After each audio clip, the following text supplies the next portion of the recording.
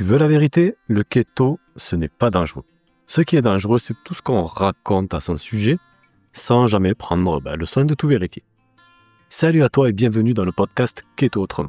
Ici, on parle de keto, de jeûne intermittent, de liberté alimentaire et de transformation durable. Surtout si tu es une femme de plus de 40 ans qui en a marre des régimes à la con. Je suis François Bellé, j'enseigne aux femmes à perdre du poids grâce à l'alimentation cétogène et au jeûne intermittent. Chaque mercredi, je te partage des conseils concrets, des idées simples, parfois des coups de gueule et surtout beaucoup de motivation pour que tu reprennes le pouvoir sur ton corps, ton énergie et ta vie. Installe-toi bien, on démarre. Mais avant de plonger dans le sujet du jour, comme d'habitude, j'ai une petite faveur à te demander. Si tu m'écoutes sur Apple Podcast, prends 10 secondes pour me mettre 5 étoiles et écrire un petit avis. Ça fait une énorme différence pour faire découvrir le podcast à d'autres personnes comme toi. Et je te le promets, je lis chacun de vos mots et ça me booste à fond. Alors aujourd'hui, on répond à une question que j'entends partout, tout le temps. Est-ce que le régime d'alimentation keto est dangereuse pour la santé? Tu as sûrement entendu 1000 réponses différentes à ce sujet, ton médecin qui dit que ça flingue les reins, ton ami qui jure que c'est génial, ton voisin qui t'assure que tu as manqué de fibres, et sur Internet, n'en parlons même pas, c'est une guerre d'opinion.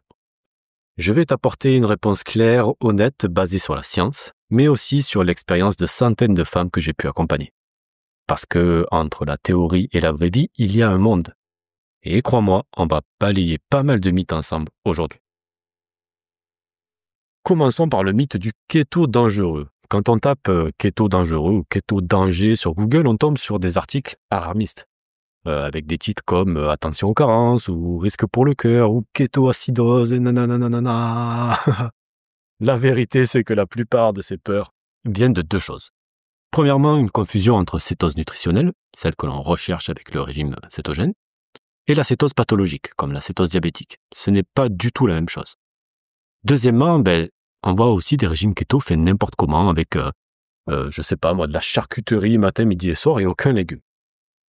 Le keto, quand il est bien fait, n'est pas dangereux. En fait, il est utilisé depuis près d'un siècle en médecine. Donc un siècle, c'est dans les années 20 que c'est sorti. Il était déjà prescrit à cette époque pour traiter l'épilepsie. Et aujourd'hui encore, des hôpitaux l'emploient. Il y a d'ailleurs une étude qui a été publiée dans The Lancet Neurology qui montre que le keto est efficace et sûr dans le traitement de certaines formes d'épilepsie résistantes aux médicaments. Alors si on l'utilise dans un cadre médical strict, tu t'imagines bien qu'il n'est pas intrinsèquement dangereux. Mais alors quels sont les vrais risques? Soyons clairs.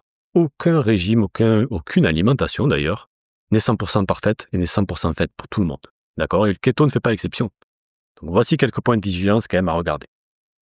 Premier point de vigilance à connaître, c'est les effets secondaires du début. Donc tu as déjà entendu parler de la grippe keto. C'est ce moment où après quelques jours sans sucre, tu te sens fatigué, mal à la tête et parfois un peu irritable.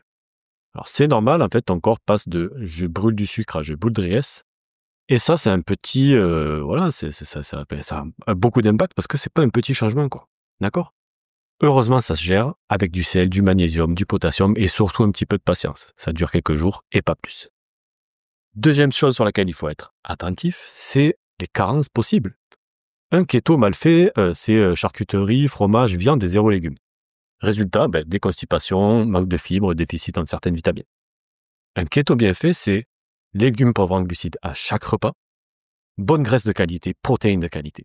Et là, non seulement tu n'as pas de carence, mais en plus, tu manges plus varié que ce que tu mangeais peut-être avant. Troisième chose sur laquelle il faut faire attention, c'est les contre-indications médicales. Certaines personnes, en fait, ne devraient pas faire de keto sans suivi médical, tout simplement.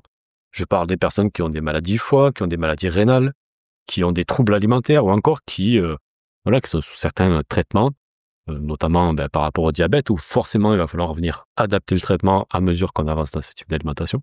Donc si tu es concerné par ce type de choses, ne pars pas comme ça la fleur au fusil et parle-en à ton médecin avant tout, afin que tu puisses mettre en place cette alimentation tout en ayant la certitude que c'est bien adapté à ton traitement et à ton suivi médical. Alors le vrai problème, c'est quoi exactement? Le vrai danger? Le vrai danger, il n'est pas dans le keto. Il est dans les croyances. Dans le fait de penser qu'on peut se lancer tête baissée, copier une recette trouvée sur Instagram et que tout ira bien. Moi, j'ai vu des femmes faire keto en buvant du café au beurre toute la journée, sans manger un seul légume. Résultat, c'est une énergie en montagne russe, des constipations, fringales, découragement. pas de perte de poids bien entendu, et forcément, elles disent ensuite que le keto c'est dangereux. Non, c'est pas le keto qui est dangereux, c'est la façon dont elles l'ont appliqué. Regardons un petit peu ce que dit la science. Il y a une étude qui a été publiée dans Nutrition et Métabolisme en 2008 qui montre que le keto améliore la glycémie et la sensibilité à l'insuline chez les personnes en surpoids. Une autre étude de 2019 qui conclut que le keto réduit les triglycérides et augmente le HDL, donc le bon cholestérol. Et concernant la perte de poids, il y a une méta-analyse de 13 études qui a été publiée dans le British Journal of Nutrition qui montre que le keto est plus efficace qu'un régime faible en graisse pour perdre du poids sur 6 mois à 1 an. Et ça, ce sont des faits. Alors tout ça, qu'est-ce que ça veut dire pour toi? Si tu es une femme qui a plus de 40 ans, qui est en surpoids, que tu as déjà testé 1000 régimes sans résultat durable, ni même sans résultat tout court, le keto peut être une vraie opportunité. Mais, et c'est un grand mais, il faut le faire intelligemment. Pas de dogme, pas de recette miracle, mais une stratégie en fait adaptée à ton corps et à ta vie. Parce que tu as peut-être de l'hypertension, tu prends peut-être des médicaments, peut-être que tu as des envies de sucre incontrôlables à 16 heures. Et tout ça, il faut le savoir pour pouvoir l'intégrer en fait.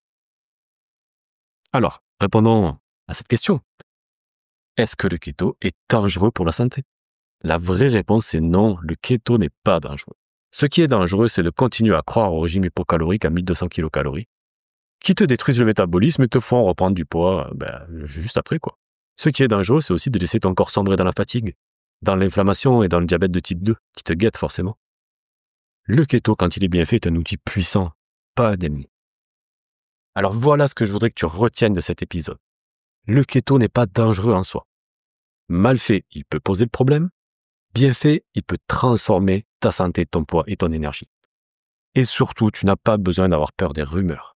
Si tu veux commencer en toute sécurité, moi ce que je t'invite à faire, c'est en regarder d'ailleurs en description de ce podcast, tu as le lien vers mon guide du débutant keto, ça te donnera pas mal d'infos pour bien démarrer. Tu peux bien sûr aussi rejoindre mon groupe gratuit sur Facebook, le groupe Keto Autrement, sur lequel tu peux même poser toutes les questions que tu veux par rapport à ton profil, etc. Je suis dessus pour y répondre. D'accord? Et si tu connais bien sûr une amie qui galère avec son poids et qui entend partout que le keto c'est dangereux, partage-lui cet épisode, tu pourras lui rendre peut-être un vrai service.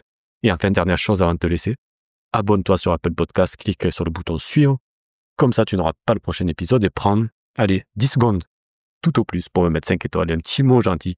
Vraiment, ça m'aide énormément. Et moi, je te dis à mercredi prochain et d'ici là, n'oublie pas, ton corps mérite mieux que des régimes à la con.